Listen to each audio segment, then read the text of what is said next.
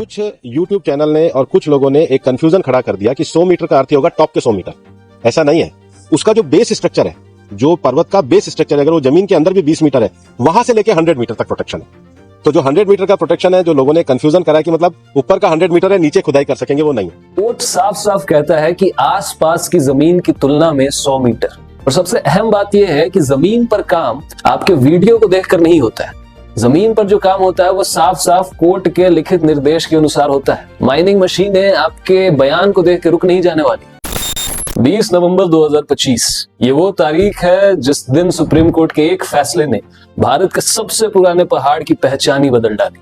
मैं बात कर रहा हूं अरावली की। ये वो पहाड़ है जो यहाँ पर तब से मौजूद है जब इंसान का नामो निशान तक नहीं था, और आज उसी पहाड़ की परिभाषा इंसान की बनाई हुई एक अदालत तय कर रही है। कोर्ट के सामने ये प्रस्ताव रखा गया कि वो पहाड़ जो 100 मीटर या उससे ज्यादा ऊंचे हैं, सिर्फ वही अरावली माने जाएंगे। और कोर्ट ने इस प्रस्ताव को अपने फैसले में स्वीकार भी कर लिया। और यही वो मोड़ है जब कानून की एक लाइन पहाड़ की पूरी तस्वीर बदल के रख देती है। इसका मतलब ये है कि जो पहाड़ अब तक अरावली माने जा रहे थे, उनका एक बड़ा हिस्सा अब अरावली नहीं रहा। वो सारे पहाड़ अब असुरक्षित हो गए। अब वो पहाड़ नहीं केवल पत्थर बन के रह जाएंगे जिन्हें काटा जाएगा, तोड़ा जाएगा, फोड़ा जाएगा और धीरे धीरे खत्म कर दिया जाएगा। तो ये फैसला आखिर क्यों आया, ये पूरा मामला क्या है और इसका हमारे जीवन पर क्या असर पड़ेगा, आइए इसे विस्तार से आज की वीडियो में समझते हैं।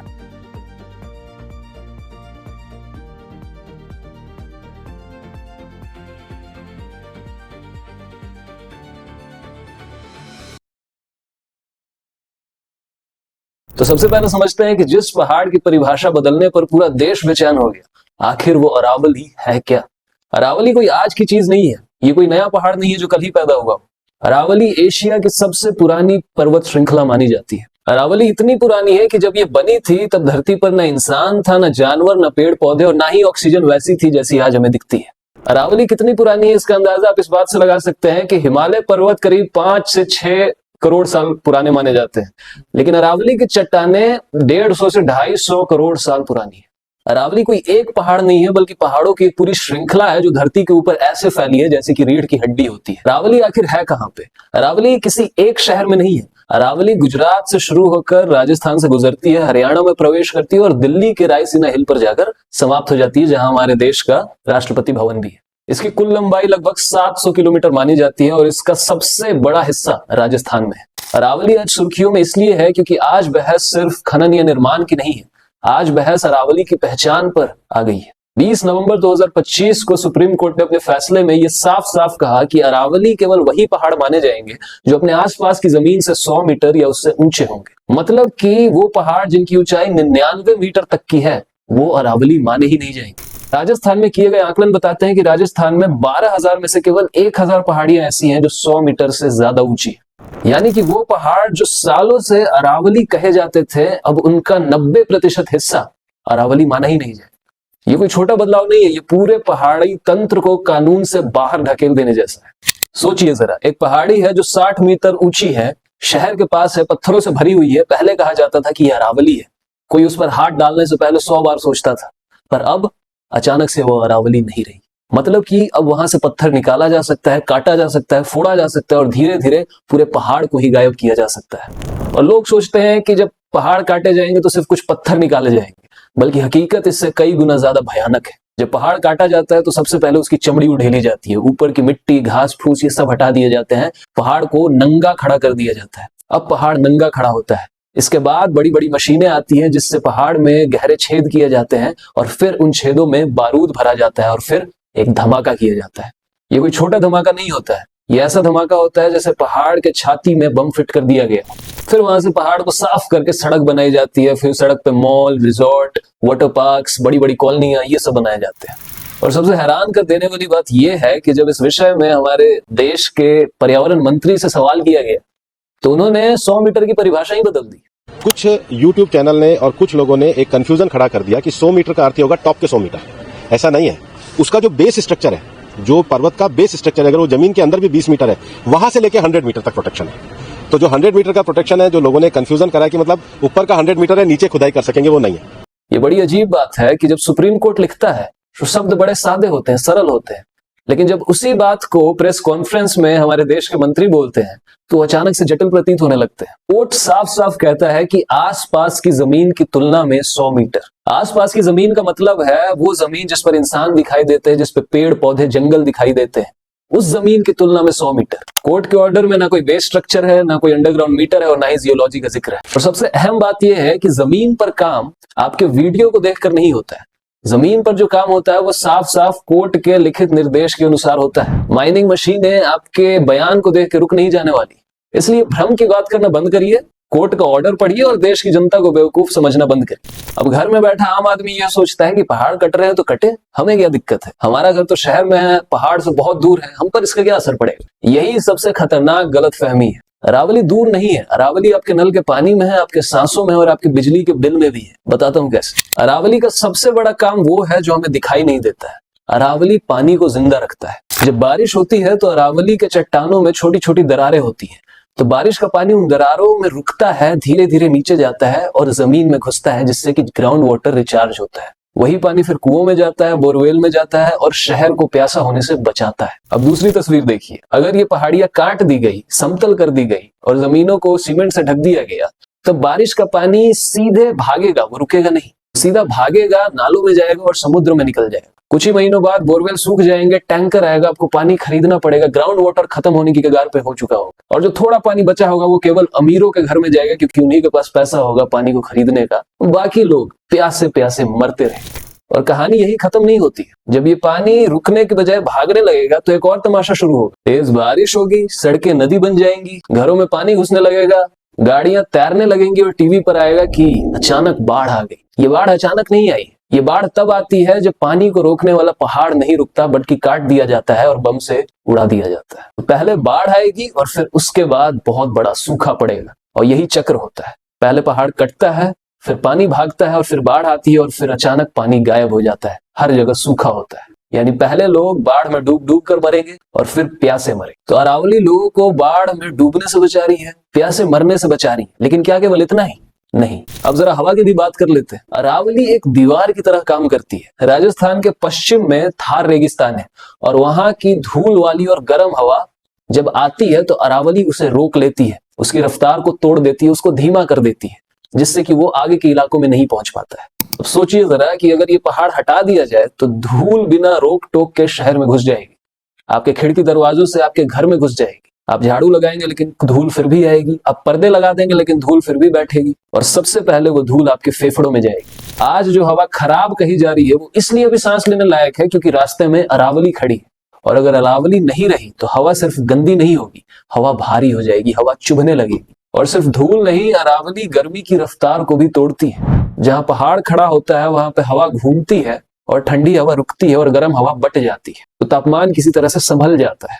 लेकिन जब पहाड़ नहीं रहता है तो वो गर्म हवा सीधे शहरों पर टूटने लगती है और उस समय ना कोई रोकने वाला होता है ना कोई टोकने वाला, और इसका नतीजा ये होता है कि गर्मी हर साल और तीखी होते जाती है। आप सोचेंगे कि हम एसी लगा देंगे, एसी बाहर की गर्मी को नहीं रोकता है, वो सिर्फ आपके कमरे को एक समय के लिए ठंडा कर सकता है और जब बाहर की गर्मी अंदर घुस जाती है तो एसी भी हार मान लेता है। आज जो पोल्यूशन खबरों में बहुत ज्यादा कहा जा रहा है, अरावली के हटने से वो और कहीं बदतर हो जाएगा। और अब सबसे कड़वी सच्चाई कि जब ये सब होता है, पानी गड़बड़, हवा जहरीली, गर्मी असहनीय, तो इसका कोई तात्कालिक समाधान नहीं हो सकता है। नदी को मोड़ा जा सकता है, पेड़ लगाए जा सकते हैं, लेकिन पहाड़ को वापस नहीं लाया जा सकता है, पहाड़ को दोबारा उगाने का कोई तरीका नहीं।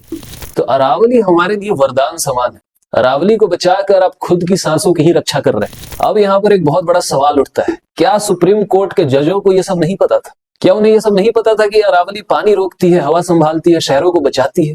बिल्कुल पता था। और सिर्फ जजों को ही नहीं बल्कि जिस समिति ने ये 100 मीटर वाली परिभाषा कोर्ट के सामने रखी उसको भी पता था। उस कमेटी में भारत सरकार की पर्यावरण, वन और जलवायु परिवर्तन का मंत्रालय था। ये वही मंत्रालय है जिसकी जिम्मेदारी है जंगल और पहाड़ को बचाने का। उसी कमेटी में फॉरेस्ट सर्वे ऑफ इंडिया भी शामिल था जो पूरे देश के जंगलों की निगरानी करता है। तो ऐसा नहीं था कि ये फैसला कोई अंधेरे या अज्ञान में लिया गया, सबको पता था कि दांव पे क्या लगा हुआ। तो जब सबको पता था तो फिर यही रास्ता क्यों चुना गया? इसका जवाब जानने के लिए आपको आज या कल में नहीं बल्कि लगभग 35 साल पीछे जाना पड़ेगा। 1990 के आसपास में केंद्र सरकार ने देखा कि दिल्ली, राजस्थान और हरियाणा में अरावली पर्वत तोड़े जा रहे हैं, अवैध खनन की जा रही है और इसका असर हवा, पानी और जमीन पर भी दिखने लगा था। इसलिए 1992 में केंद्र सरकार ने अरावली नोटिफिकेशन जारी किया, जो कि एनवायरमेंटल प्रोटेक्शन एक्ट के तहत था। इस नोटिफिकेशन का मतलब था अरावली क्षेत्र में खनन पर रोक, बड़े निर्माण पर रोक, पेड़ की कटाई पर रोक, और यहीं से अरावली पहली बार कानून के दायरे में आ गई। लेकिन समस्या वही थी कि कानून बन गया लेकिन जमीन पर लागू नहीं हुआ, जैसे हमेशा होता है। 1992 के बाद भी राजस्थान, दिल्ली और हरियाणा के इलाकों में अवैध खनन चलता रहा। रातों रात मशीनें लाकर खनन होता था, नक्शे बदल दिए जाते थे, और पूछने पर यह बोल दिया जाता था कि जहां खनन किया वो अरावली था ही नहीं, और यहीं से मामला अदालत तक पहुंचना शुरू हो गया। इसी बीच एक आदमी सामने आए, टी.एन. गोदावर्मन। ये कोई मंत्री नहीं थे, कोई नेता नहीं थे, बस एक आम नागरिक थे जो कोर्ट पहुंचे थे अपनी याचिका लेके। याचिका का नाम था द गोदावर्मन केस, और यही केस भारत के पर्यावरण कानून का सबसे बड़ा मोड़ बनी है। ये केस तमिलनाडु के जंगलों में की जा रही अवैध कटाई के खिलाफ था। लेकिन इसी केस में सुप्रीम कोर्ट ने कुछ ऐसे ऐतिहासिक निर्देश दिए जिससे पूरे देश का पर्यावरण कानून बदल गया। कोर्ट ने कहा कि जंगल सिर्फ वो नहीं माने जाएंगे जो सरकारी रिकॉर्ड में फॉरेस्ट लिखे हो, हर वो जमीन जंगल मानी जाएगी जो जंगल जैसा काम करती हो। इसी केस के तहत 2002 में सेंट्रल एम्पावर्ड कमेटी बनी, यानी कि CEC। इसका काम था कोर्ट को बताना कि जमीन पर असल में क्या हो रहा है, क्योंकि जंगल और पर्यावरण को लेकर आदेश तो लगातार आ रहे थे लेकिन जमीन पर उनका पालन नहीं हो रहा था। तो असल में अब कोर्ट के पास एक टीम थी जो कोर्ट को रिपोर्ट दे और बताए कि कहां पे कानून टूट रहा है। तो सुनने में लगा कि अब सब ठीक हो जाएगा, लेकिन क्या ऐसा हुआ? नहीं। इसके बाद भी अरावली में अवैध खनन के मामले लगातार सामने आते रहे, एक के बाद एक, कभी फरीदाबाद से, कभी मेवात से, कभी गुरुग्राम से, कभी राजस्थान से। कागज पर निगरानी बढ़ी लेकिन जमीन पर मशीनें चलती रही। आखिरकार 2009 में सुप्रीम कोर्ट को बड़ी सख्ती लानी पड़ी।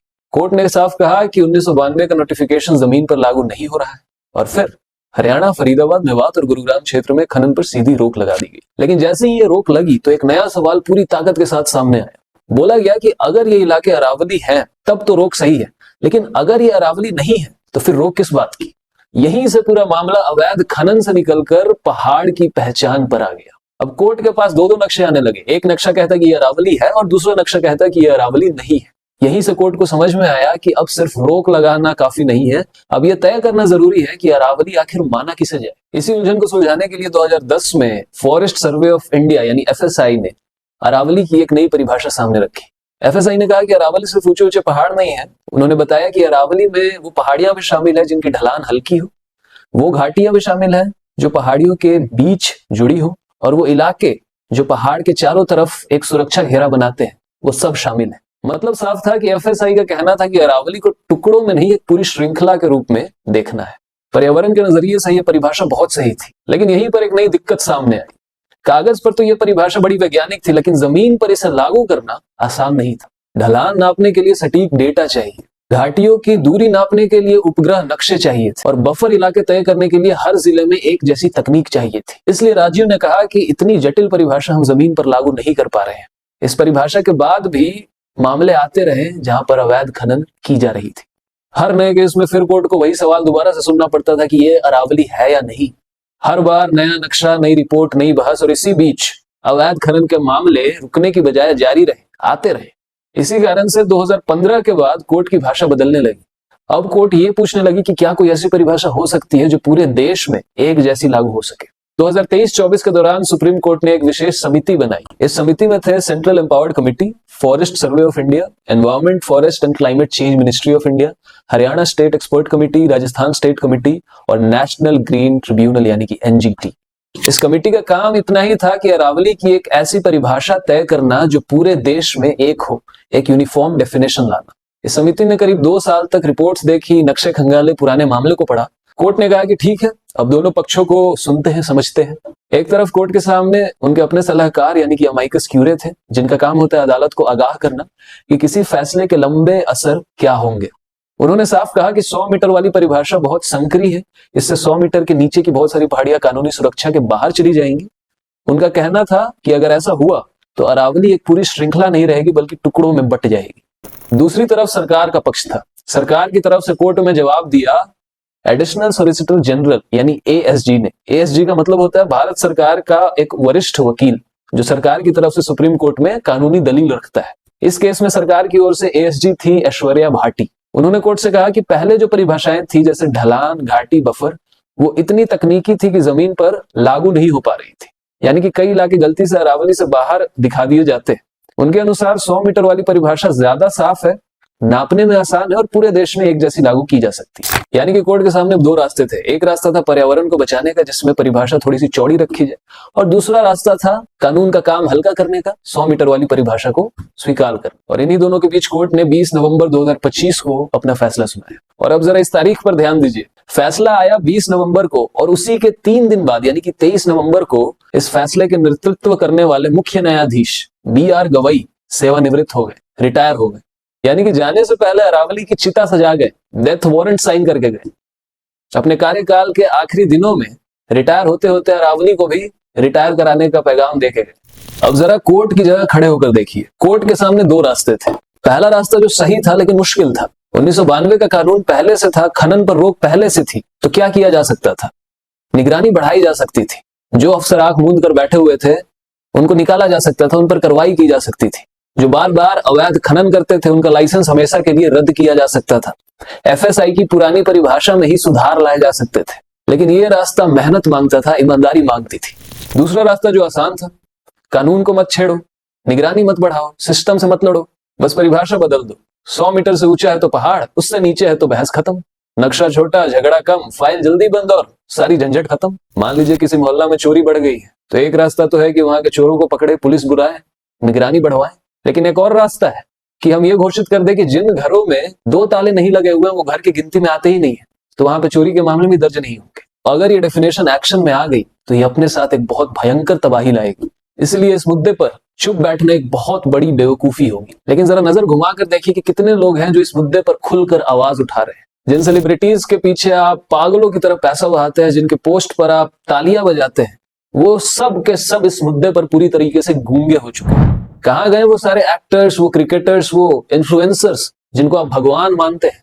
ना कोई वीडियो, ना कोई सवाल और ना ही कोई चिंता दर्शाई है उन्होंने। क्योंकि जब अरावली टूटेगी तो नुकसान उनका नहीं होगा, वहां की धूल उनके घर में कभी नहीं पहुंचेगी, पानी की कमी उनके नलों तक कभी नहीं आएगी, क्योंकि उनके पास इतना पैसा है कि अगर पूरा शहर भी सूखे से मर रहा हो तब भी वो बोतल बंद पानी से नहाएंगे।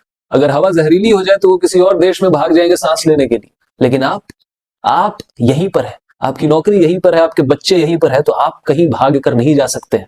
उनके पास एक विकल्प है, लेकिन आप विकल्पहीन है। धूल आपके फेफड़ों में जाएगी, पानी खत्म होगा तो लाइन में आप लगने वाले हैं, गर्मी में आप मरने वाले हैं। इसलिए अगर आप सोच रहे हैं कि कोई बड़ा आदमी बोलेगा तब हम सामने आके बोलेंगे, तो वो दिन कभी नहीं आने वाला है। क्योंकि जिनके घर इस आग में जलने वाले ही नहीं है, वो आग बुझाने क्यों आएंगे? अरावली को बचाने की मांग आपको करनी होगी।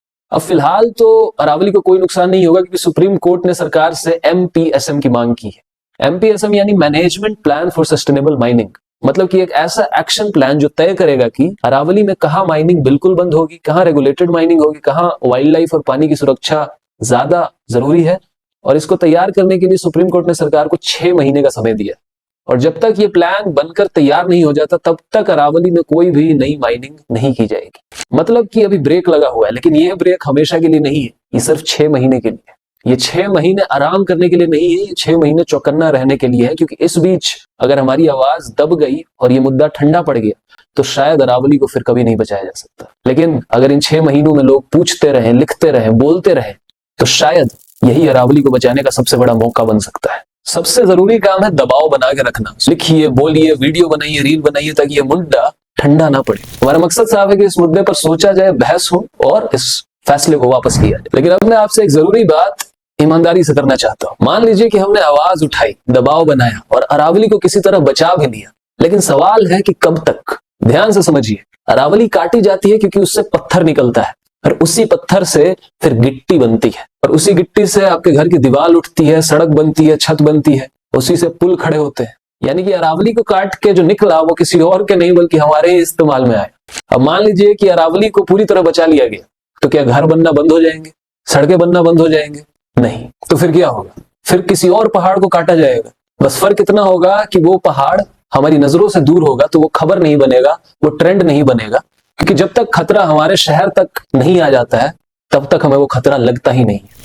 अरावली पर माइनिंग माफियाओं की नजर इसलिए थी क्योंकि अरावली शहर के बहुत पास है। दिल्ली, गुरुग्राम, फरीदाबाद, जयपुर, ये सब पास पास है। अब जरा सोचिए, अगर पहाड़ी शहरों के पास हो तो ट्रक का खर्च कम होगा, डीजल कम होगा, समय की बचत होगी, यानी कि कम लागत और ज्यादा मुनाफा। और यही अगर कहीं दूर के पहाड़ से मंगवाया जाए तो खर्च ज्यादा हो। यही वजह है कि अरावली सबसे पहले माइनिंग माफिया की नजर में आई। तो सवाल ये नहीं है कि माइनिंग माफिया अरावली क्यों काट रहा है, सवाल यह है कि इतनी पत्थर की जरूरत पड़ क्यों रही है। क्योंकि लोग बढ़ रहे हैं, शहर फैल रहे हैं, इंफ्रास्ट्रक्चर की भूख हर दिन बढ़ रही है। अगर हमारी जनसंख्या लगातार बढ़ती रही, जो कि बढ़ रही है, तो क्या घर, स्कूल, इंफ्रास्ट्रक्चर, पुल, इन सब की मांग कम होगी या बढ़ेगी? तो इसीलिए पहाड़ और ज्यादा मात्रा में काटे जाएंगे इन मांगों को पूरा करने के लिए। मांगे बढ़ेगी तो किसी ना किसी पहाड़ को तो कटना पड़ेगा, यही कड़वी सच्चाई है। आज भारत जनसंख्या के मामले में दुनिया में सबसे आगे है। 140 करोड़ की आबादी के साथ हमने चीन को भी पीछे छोड़ दिया। अरावली को आज बचाया जा सकता है, लेकिन अगर हम मूल वजह नहीं छुएंगे तो कल किसी और पहाड़ की बारी आ जाएगी। तो अगर आज हम सिर्फ किसी एक पहाड़ को बचाकर खुद को संतुष्ट कर लें तो ये समस्या का हल नहीं हुआ, समस्या बस टल गई, समाप्त नहीं हुई। इसलिए अगर अरावली को स्थायी रूप से बचाना है तो सिर्फ नारे काफी नहीं है, जनसंख्या पर भी ईमानदारी से बात करनी होगी, जनसंख्या पर नियंत्रण लाना होगा। जब लोग कम होंगे तो मांग कम होगी, और जब मांग कम होगी तो पहाड़ पे दबाव अपने आप कम पड़ेगा। इसका मतलब ये बिल्कुल नहीं है कि आज हम चुप बैठ जाए, आज हम आवाज ही नहीं उठाए अरावली के लिए। आज लड़ना बेहद जरूरी है, आज अरावली को बचाना बहुत ज्यादा जरूरी है, लेकिन साथ ही ये समझना भी जरूरी है कि असली लड़ाई लंबी है और वो लड़ाई हमारे फैसलों से जुड़ी। जब तक हमारे भोग की भूख बनी रहेगी तब तक दुनिया में हर जगह पहाड़ कटते रहेंगे। कई बार वो आपके नजरों के सामने आ जाएंगे, खबरों में आ जाएंगे, और कई बार चुपचाप कट के साफ हो जाएंगे।